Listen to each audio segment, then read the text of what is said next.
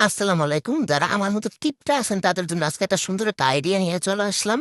সেটা হচ্ছে এই যে ফিল্টারের পানির যে ফিল্টারের যে ছাঁকনিটা থাকে ওইটা পরিষ্কার করার জন্য খুব সুন্দর একটা আইডিয়া।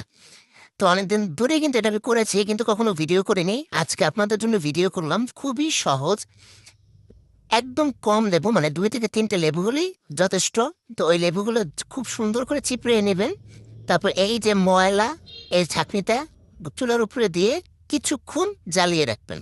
বেশি গরম করা যাবে না, সামান্য গরম। বেশি আবার ফুটায় গেলে কিন্তু ওইটা ছাঁকনিটা নষ্ট হয়ে যাবে। তা এমন সহনীয় রাখতে হবে যেন আপনি ধরতে পারেন হাত দিয়ে। তো এরকম করে কিছুক্ষণ ভিজিয়ে রাখবেন।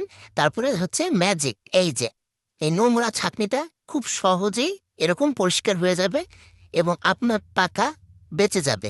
যে টাকাটা দিয়ে কিনতেন সেটা কিনে লাগবে না। আর যে খুব সুন্দর পরিষ্কার হয়ে গেছে ছাঁকনিটা, এই ট্রিকটা ট্রাই করে দেখতে পারেন। খুব সোজা আর খুব সহজ। এই যে দেখেন কি সুন্দর এই যে পানিগুলো পড়ছে।